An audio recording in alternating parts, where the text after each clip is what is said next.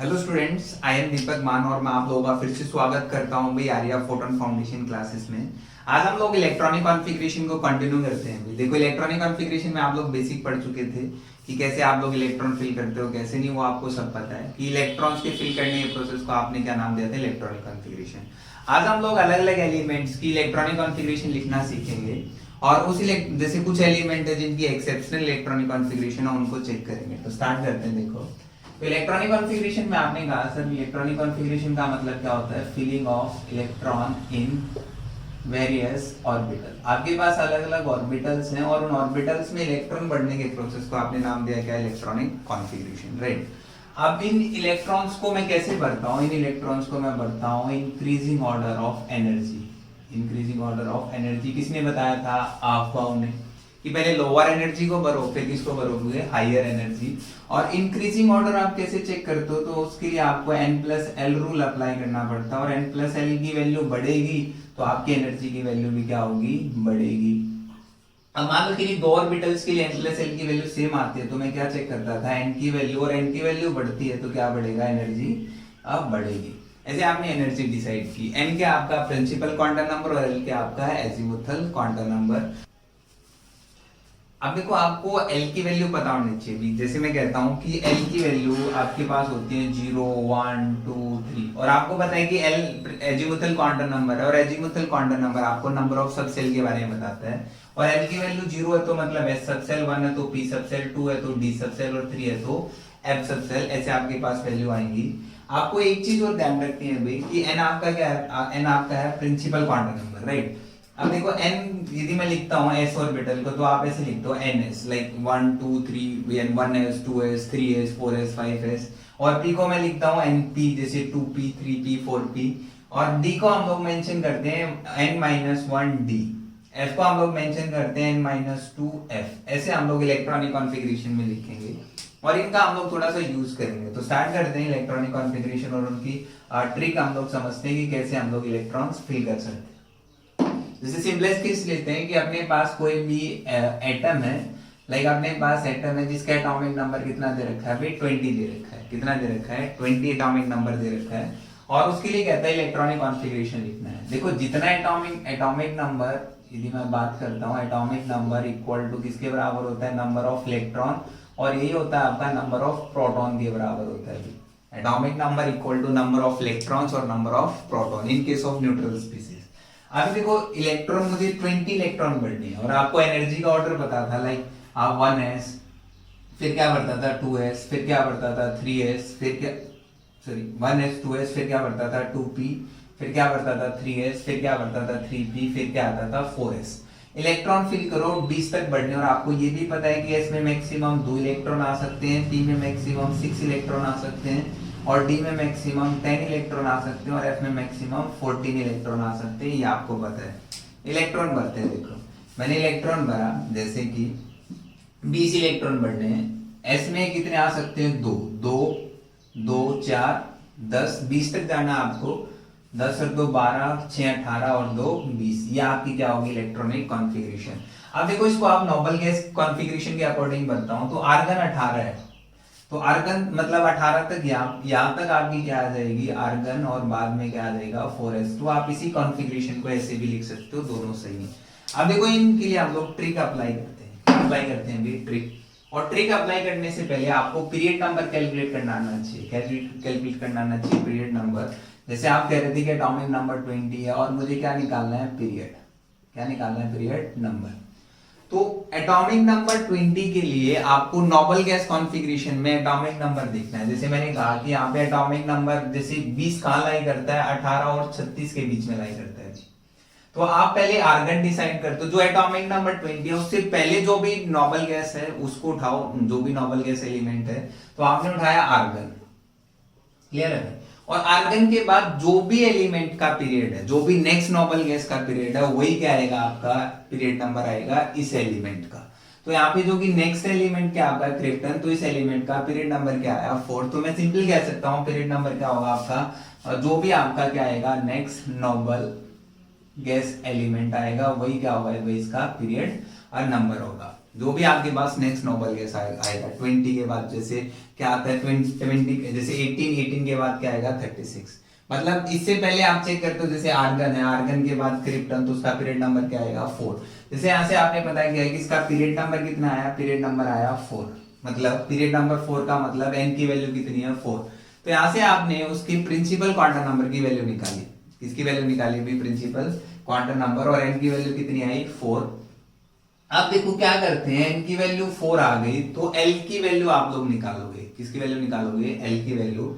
अब l की value मैं डायरेक्ट नहीं निकाल रहा, मैं क्या करता हूं, देखो आपको ये पता है कि आपको ये कंसेप्ट पता है कि ns, क्या पता है ns, आपको पता है np, और आपको पता है n-1d, और आपको ये भी पता है n-2f। ये चीज मुझे आती है। n की वैल्यू आपके पास आ गई, n की वैल्यू जैसे कितनी आई 4s, जैसे इसके लिए कितना आया 4s, इसके लिए कितना आता है 4p, इसके लिए कितना आएगा, यहाँ पे n की वैल्यू 4 डालो तो क्या आएगा 3d, यहाँ पे 4 डालता हूं तो क्या आएगा 2f। और आपको ये भी पता है कि 2f एग्जिस्ट नहीं करता, तो ये तो आपका एग्जिस्ट नहीं करता। अब इलेक्ट्रॉन यदि मैं भरूंगा तो इलेक्ट्रॉन आपके पास 4s 4p 3d। अब एनर्जी ऑर्डर देखो, यहाँ पे मैं क्या करता हूँ, अलग अलग n और l की वैल्यू लिख लेता हूँ। जैसे n और क्या लिख लेता हूँ l, और फिर क्या लिख लेता हूँ n प्लस l। ऐसे मैं अलग अलग वैल्यू लिख रहा हूँ। एक दो क्वेश्चन में थोड़ी सी आपको डिफिकल्टी लगेगी, बट उसके बाद थोड़ा सा स्मूथ चलेगा। तो n की वैल्यू कितनी 4, n की वैल्यू कितनी 4, n की वैल्यू कितनी यहाँ पे 3, ऐसे आपके पास वैल्यू आ रही है। अब s की वैल्यू s के लिए l की वैल्यू क्या होती है 0, p के लिए कितनी होती है 1, d के लिए कितनी होती है 2, तो यहाँ पे n प्लस l की वैल्यू कितनी 4, n प्लस l की वैल्यू कितनी 5, n प्लस l की वैल्यू कितनी 5, और n प्लस l की वैल्यू दोनों के लिए सेम आ गई। मैंने कहा कि n प्लस l की वैल्यू 4p और 3d के लिए सेम आ गई। तो यहाँ पे आप क्या चेक करते थे, यहाँ मैं चेक करता था क्या n की वैल्यू, तो n की वैल्यू 3 क्या आपका कम है, तो इसकी एनर्जी भी क्या होगी, कम होगी। तो 3d आपका लोअर एनर्जी का होगा एज कम्पेयर टू 4p। तो यहाँ से आपने एनर्जी ऑर्डर डिसाइड किया, तो एनर्जी आपका आया 4s, जैसे 4s सबसे कम, फिर 3d, फिर क्या आया आपका 4p। ये डिसाइड होने के बाद आप क्या करते हैं, देखो ये आपने डिसाइड किया, क्लियर है। डिसाइड करने के बाद आपको ये भी पता चल गया कि जैसे एटॉमिक नंबर कितना है 20। अब 20 एटॉमिक नंबर से आपको नोबल गैस उठानी है। जैसे 20 किस किस के बीच में लाई करता है 18 और 36, तो 18 आएगा, जो उससे पहले आता है वो नोबल गैस उठाओ।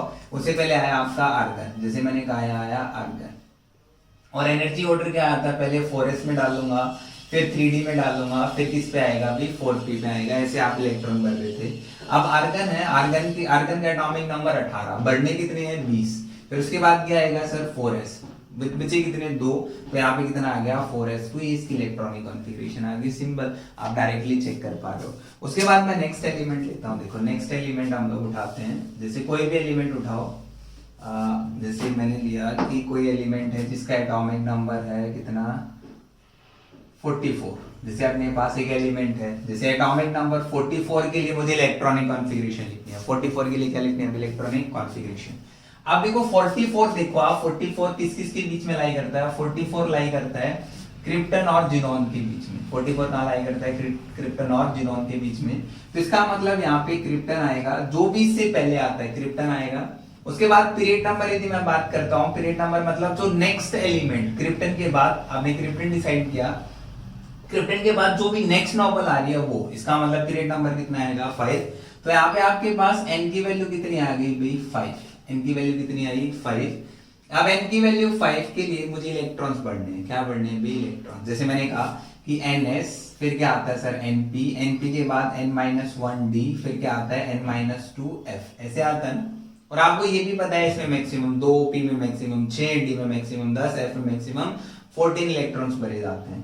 अब देखो यहाँ पे n की वैल्यू जैसे 5s, यहाँ कितना आया भाई 5p, यहाँ पे कितना आएगा, यहाँ पे आपके पास आएगा 4d, और यहाँ कितना आएगा आपके पास 3f। और as we know 3f भी एग्जिस्ट नहीं करता। तो यहाँ तक आपके इलेक्ट्रॉन्स भरे जाएंगे। अब आपके पास 3 ऑर्बिटल है 5s, कितने हैं भाई 5s, 5p, और क्या आपके पास 4d। एनर्जी ऑर्डर डिसाइड करो। देखो एनर्जी यहाँ पे n की वैल्यू 5, l की वैल्यू कितनी है 0, l की वैल्यू कितनी है अभी 0, यहाँ पे n की वैल्यू कितनी है 5, l की वैल्यू कितनी है 1, n की वैल्यू 4, l की वैल्यू कितनी 2। तो यहाँ पे n plus l rule apply करता हूँ, तो n प्लस l की वैल्यू कितनी आएगी 5, n प्लस l की वैल्यू 6, n प्लस l की वैल्यू 6। और यहाँ पे n की वैल्यू लोअर देख लो आप 4d, तो 4d आपका लो। तो सबसे पहले लोअर n प्लस l की वैल्यू लोअर किसके लिए, 5 के लिए, तो मतलब 5s लोअर एनर्जी का, फिर उसके बाद क्या आएगा आपका 4d लोअर एनर्जी, और फिर क्या आएगा आपका 5p लोअर एनर्जी। ऐसे आपने एनर्जी डिसाइड की। उसके बाद आप इलेक्ट्रॉन भर रहे हो, देखो इलेक्ट्रॉन भरते हो, एनर्जी ऑर्डर डिसाइड हो गया। अब देखो आपके पास कहाँ तक आ गया था, हम लोग आ गए थे 36 तक, और जाना कहाँ तक है 44। तो सबसे पहले डालूंगा 5s2, इसमें कितने आ गए 2, तो कितना हो गया 36 प्लस 2 कितना हो गया 38, फिर कितना आएगा 3d10। आप देखो 44 38 माइनस किया तो कितना गया 46, तो कितना आएगा 6, तो मतलब कितना आएगा अभी 46। आप काउंट कर लो कितना हो गया 38, जैसे 36 प्लस 6 कितना हो गया अभी 42, और 42 प्लस 2 कितना हो गया 44। ऐसे आसानी से आप निकाल सकते हो कि कौन सा एलिमेंट की इलेक्ट्रॉनिक कॉन्फ़िगरेशन क्या होगी। सबसे ज्यादा कंफ्यूजन होता है। अच्छा देखो हम लोग नेक्स्ट एलिमेंट लेते हैं। नेक्स्ट एलिमेंट जैसे आप कोई भी हायर एलिमेंट लो, मैंने कहा कि एलिमेंट लाइक मैं लेता हूँ एटॉमिक नंबर लाइक 67, कोई भी रैंडम आप लोग एलिमेंट जो उठा रहे हैं और उसके इलेक्ट्रॉनिक कॉन्फ़िगरेशन लिख रहे हैं। अब 67 के लिए मुझे लिखना है, तो आपको याद देखना है पहले नोबल गैस को आप देखोगे कि 67 किस किस के बीच में लाई करता है। अच्छा 67 लाई करता है सर 54 और 86 के बीच में। तो इसका मतलब जो 64 से पहले है 67 से पहले वो आप उठाओ, तो 67 से पहले आपका 54 है जीनोम तक मेरा आ गया। अब पीरियड नंबर मुझे निकालना है। क्या निकालना है भाई, पीरियड नंबर, मतलब n की वैल्यू मुझे निकालनी है। तो पीरियड नंबर जो भी जीनोम के बाद नेक्स्ट नोबल एलिमेंट होगा, जो उसका पीरियड होगा वही आपका इसका पीरियड आएगा एलिमेंट का। तो यहाँ पे पीरियड नंबर कितना आया 6, तो n की वैल्यू क्या आएगी आपके पास 6, n की वैल्यू क्या आई 6। फिर वही आप देखो n की वैल्यू 6 मतलब क्या क्या हो सकता है, n की वैल्यू 6 वही आप ns, फिर np, फिर n-1d, फिर n-2f, ऐसे आप अप्लाई करते हो। तो यहाँ के पास आया n मतलब क्या आया 6s आता है सर। 6s के बाद क्या आएगा 6p आएगा। 6p के बाद क्या आएगा आपके पास आएगा यहाँ पे 5d के बाद क्या आया 4f। अब आपके पास 4 ऑर्बिटल आ गए। 4 ऑर्बिटल जैसे मैंने कहा कि 6s, फिर क्या आता है 6p, 6s के बाद क्या आया 6p, फिर क्या आया 5d, और फिर क्या आया 4f। अब आप n प्लस एल रूल लगा दो, n प्लस एल की वैल्यू लगाता हूं तो n की वैल्यू 6, l की वैल्यू 0, यहाँ पे n की वैल्यू 6, l की वैल्यू 1, n की वैल्यू कितनी है अभी 5, l की वैल्यू कितनी 2, n की वैल्यू कितनी है यहाँ पे 4, l की वैल्यू कितनी है 3, तो यहाँ पे 7, यहाँ पे 7, यहाँ पे कितना आया 7, और यहाँ पे कितना है 6। और n प्लस एल की वैल्यू जितनी ज्यादा होगी एनर्जी उतनी ज्यादा होगी, और आपको ये पता है कि एनर्जी पहले लोअर ऑर्बिटल में इलेक्ट्रॉन भरता हूँ फिर हायर। तो इसका मतलब 6s आपका क्या आ रहा है लोअर एनर्जी का आ रहा है अभी। 6s क्या है आपका लोअर एनर्जी। 6s के बाद उसके बाद चेक करो 6s, अब सब में क्या आ गया n प्लस एल की वैल्यू सेम। तो किसको चेक करना था, n की वैल्यू चेक करो। n की वैल्यू मतलब 4f के बाद क्या आएगा 5d के बाद क्या आएगा 6p। तो अपने पास एनर्जी का ऑर्डर आ गया। इलेक्ट्रॉन भर दो, ऑर्डर आने के बाद इलेक्ट्रॉन ही तो बढ़ने हैं, भरो भरते हैं। देखो इलेक्ट्रॉन फिल करते हैं, अपने पास ऑर्डर आया जैसे यहाँ पे आपको इलेक्ट्रॉन्स बढ़ना है 6s पहले भरूंगा, तो सबसे पहले भरूंगा 6s, फिर क्या भरूंगा 4f के बाद भरूंगा 5d के बाद क्या भरूंगा अपने पास 6p। इलेक्ट्रॉनिक कॉन्फ़िगरेशन फिल करते हैं। देखो जिनॉन कितने अप्लाई करता है अभी 54, मतलब 54 तक अपने भरेंगे। तो मैं माइनस करता हूँ 67 माइनस 54, तो अपने पास बचा 3 और 1। मुझे बढ़ने हैं 13 इलेक्ट्रॉन्स। टोटल कितने इलेक्ट्रॉन बढ़ने आगे 13 इलेक्ट्रॉन। तो स्टार्ट करते हैं 13 इलेक्ट्रॉन्स पे। देखो सबसे पहले आपने लिखा 6s, s में कितने आते हैं सर मैक्सिमम 2। अब कितने इलेक्ट्रॉन बचे 13 माइनस 2 कितने बचे 11। उसके बाद आएगा 4f, और 4f में मैक्सिमम इलेक्ट्रॉन कितने आते हैं, मैक्सिमम इलेक्ट्रॉन आपको पता है कि मैक्सिमम इलेक्ट्रॉन 14 आ सकते हैं, और बचे कितने 11। तो ये इसकी इलेक्ट्रॉनिक कॉन्फ़िगरेशन आ गई। कोई भी आप रैंडम एलिमेंट उठाओ, कोई भी रैंडम एलिमेंट आप उनकी इलेक्ट्रॉनिक कॉन्फ़िगरेशन लिख सकते हो यदि आपको बेसिक चीजें पता है तो। जैसे और एक दो एग्जांपल लेते हैं, बस आपको पीरियड नंबर और एलिमेंट पता होना चाहिए। यदि आप पीरियड नंबर निकाल पा रहे हो तो आप बहुत कुछ निकाल पा रहे हो। चलो जैसे मैं लेता हूँ अभी अपने पास से कोई 35, जिसका एटॉमिक नंबर कितना है अभी 35, और इस 35 के लिए मैं इलेक्ट्रॉनिक कॉन्फ़िगरेशन निकालना चाहता हूँ। क्या निकालना चाहता हूँ इलेक्ट्रॉनिक कॉन्फ़िगरेशन।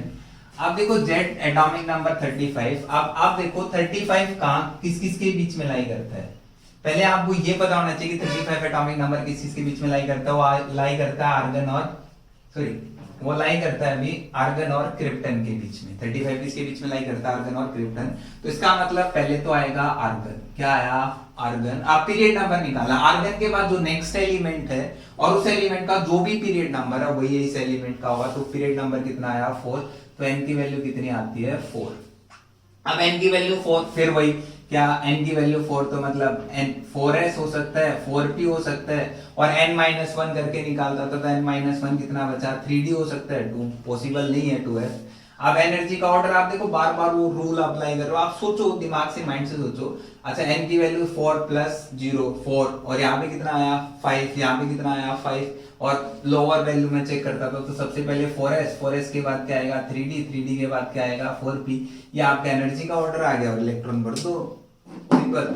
इलेक्ट्रॉन फिल करते हैं, देखो मैंने कहां तक भर दिए थे भाई 18 तक, अपने 18 इलेक्ट्रॉन तक आ गया था, 18 इलेक्ट्रॉन तक। तो 13 5 माइनस 18 घटा दो, 15 में से 8 गए 7, और यहाँ कितना बचा अभी 2 1 17, मतलब मुझे 17 इलेक्ट्रॉन फिल करने हैं। कितने इलेक्ट्रॉन फिल करने हैं 17। ये आपने चेक किया कि आपको 17 इलेक्ट्रॉन फिल करने हैं, और 17 इलेक्ट्रॉन लाइक 4s 3d और 4p में इलेक्ट्रॉन बढ़ने हैं। क्लियर? लोअर एनर्जी फिर higher, lower energy to higher energy.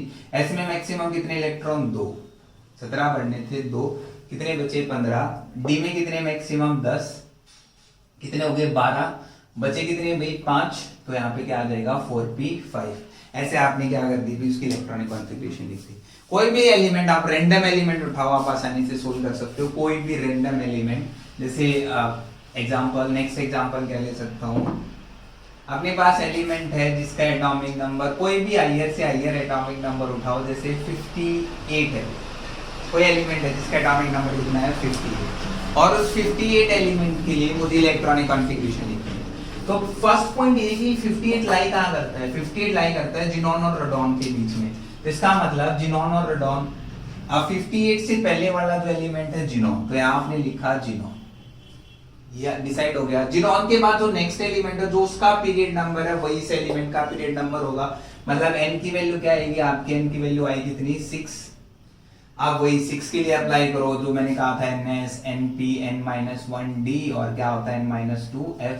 तो यहाँ पे क्या आया 6s, यहाँ पे क्या आया 6p, यहाँ पे क्या आया आपके पास 5d, और यहाँ पे क्या आया 4f, ये आपके पास वैल्यू आई।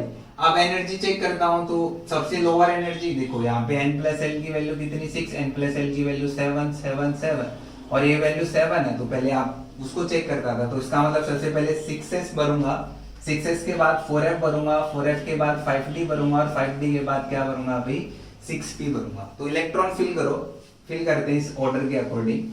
अब देखो 58 मुझे बढ़ना है, कहां तक आ गए आपके 54 तक आ गए, किस तक आ गए 54। तो कितने बचे 4 इलेक्ट्रॉन बचे ना, कितने इलेक्ट्रॉन बचे भी 4 इलेक्ट्रॉन। तो 4 इलेक्ट्रॉन बचते हैं, तो पहले 6s, s में कितने 2, f में कितने 2, तो 4, मतलब 6s to 4f2। ऐसे आपकी इलेक्ट्रॉनिक कॉन्फ़िगरेशन आती है, आप किसी भी एलिमेंट की इलेक्ट्रॉनिक कॉन्फ़िगरेशन चेक कर सकते हो। अच्छा देखो अभी हम लोग क्या करते हैं, कुछ इलेक्ट्रॉनिक मतलब क्या है आपके पास, कुछ एक्सेप्शनल इलेक्ट्रॉनिक कॉन्फ़िगरेशन है। यहाँ भी कुछ एक्सेप्शनल इलेक्ट्रॉनिक कॉन्फ़िगरेशन, जैसे एटॉमिक नंबर 24 है और एटॉमिक नंबर क्या आपके पास 29, इनकी मुझे इलेक्ट्रॉनिक कॉन्फ़िगरेशन लिखनी है। तो स्टार्ट करते हैं, कैसे आएगी 24 चेक करो, 24 किस किस के बीच में लाई करता है 24, अच्छा 18 और 36 के बीच में क्या आएगा 24 आएगा अभी। तो इसका मतलब आर्गन आएगा, जो पहले आता है जो कम नंबर है आर्गन, आर्गन आपने लिखा। अब 24 माइनस 18 आपने कितना आया अभी 6, कितने इलेक्ट्रॉन और बढ़ने मुझे 6। तो यहाँ पे मुझे पीरियड नंबर निकालना पहले, आर्गन के बाद क्या है क्रिप्टन, और क्रिप्टन का जो भी पीरियड नंबर है वही इसका होगा, तो इनकी वैल्यू कितनी आएगी 4। तो इसका मतलब क्या आ सकता है 4s आ सकता है, 4s के बाद क्या आएगा 3d आ सकता है, फिर क्या आएगा 4p आएगा, ये आपके पास आएंगी। अब टोटल इलेक्ट्रॉन बढ़ने 6, 18 आपने पहले भर दिए, तो 2, और डी में कितने आएंगे आपके पास, डी में कितने बचे भी 4। तो आपके पास इलेक्ट्रॉनिक कॉन्फ़िगरेशन क्या आनी चाहिए, आर्गन 4s2 3d 4 आनी चाहिए।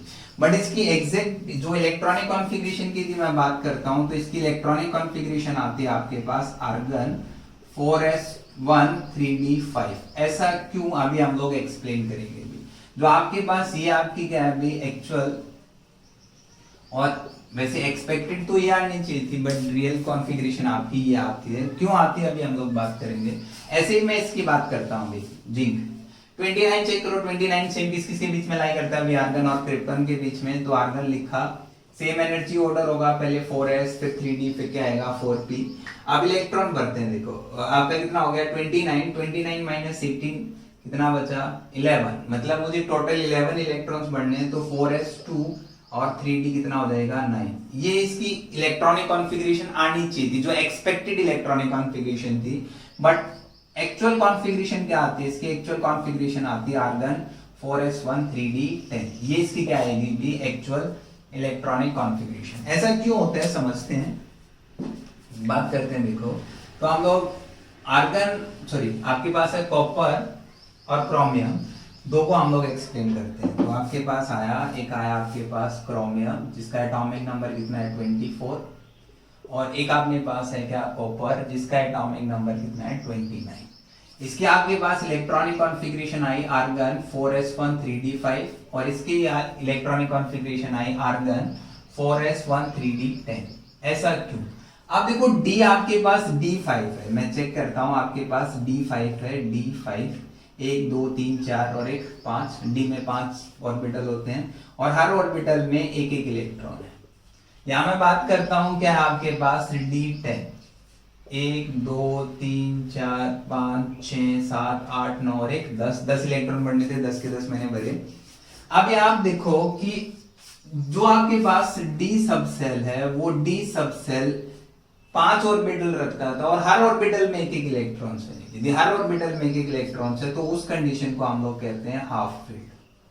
तो ये क्या आ गया आपका हाफ फील्ड। और मान लो कितने ऑर्बिटल थे, 5 ऑर्बिटल थे और हर ऑर्बिटल में दो दो इलेक्ट्रॉन हैं, जो दो एक ऑर्बिटल में मैक्सिमम 2 इलेक्ट्रॉन आते हैं। तो ये क्या हुआ आपका फुल्ली फील्ड। क्या हुआ भाई फुल्ली फील्ड। अब एक आपके पास क्या है हाफ फील्ड और एक आपके पास क्या है फुल्ली फील्ड। और एज वी नो कि half filled and fully filled orbitals, यदि मैं बात करता हूं half filled and fully filled orbitals are more stable. क्या होते हैं भी मोर स्टेबल। ऐसा क्यों, मैंने कहा कि half filled and full filled orbital क्या होते हैं मोर स्टेबल। ऐसा क्यों एक्सप्लेन करते हैं। एक तो क्या होता है सिमेट्रिकल नेचर, ये ऐसे लिख सकता हूं हाईली सिमेट्रिकल। ये जो ऑर्बिटल होते हैं half filled and fully field ये क्या होते हैं आपके हाईली सिमेट्रिकल होते हैं। Second high exchange energy. क्या होती है भाई हाई एक्सचेंज एनर्जी। एक एक एक्सप्लेन करते हैं। मतलब क्या है हाईली सिमेट्रिक का मतलब क्या, देखो सिमेट्री क्या होता है लीड्स टू स्टेबिलिटी। कोई भी मॉलिक्यूल जितना ज्यादा सिमेट्रिक होगा इसका मतलब वो मॉलिक्यूल उतना ज्यादा स्टेबल होगा। आप ऐसे बात करते हो। आप देखो हर ऑर्बिटल में एक एक इलेक्ट्रॉन भरा जाए तो हाईली सिमेट्रिकल, कोई रिपल्सन नहीं है किसी भी तरीके का, तो मॉलिक्यूल क्या आपका स्टेबल है। हर ऑर्बिटल 5 ऑर्बिटल थे, 5 ऑर्बिटल में एक एक इलेक्ट्रॉन डाल दिया तो सिमेट्रिकल। हर ऑर्बिटल में 2 इलेक्ट्रॉन आ सकते हैं और सब में 2 इलेक्ट्रॉन भरे तो क्या हुआ आपका फुल्ली फील्ड हुआ। अब क्या करते हैं हाई एक्सचेंज एनर्जी की बात करते हैं। एक्सचेंज एनर्जी का मतलब क्या, देखो एक्सचेंज एनर्जी क्या मतलब क्या आता है समझते हैं।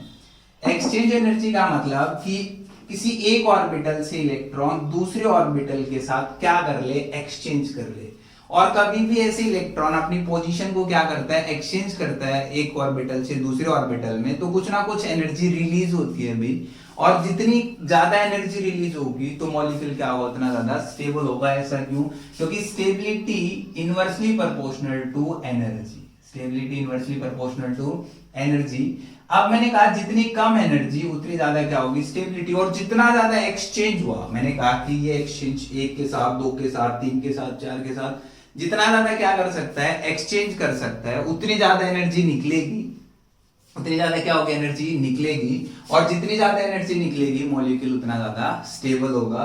तो यहां से आप कह सकते हो high the exchange energy higher will be stability of molecule. और कोई भी एटॉमिक ऑर्बिटल स्टेबिलिटी की तरफ जाना चाहता है। तो यहाँ पे एक्सचेंज यदि मैं बात करता हूँ ये इसके साथ एक्सचेंज कर सकता है एक, और क्या हो सकता है सर ये इसके साथ एक्सचेंज कर सकता है 2 एक्सचेंज, ये इसके साथ एक्सचेंज कर सकता है 3 और इसके साथ एक्सचेंज कर सकता है 4।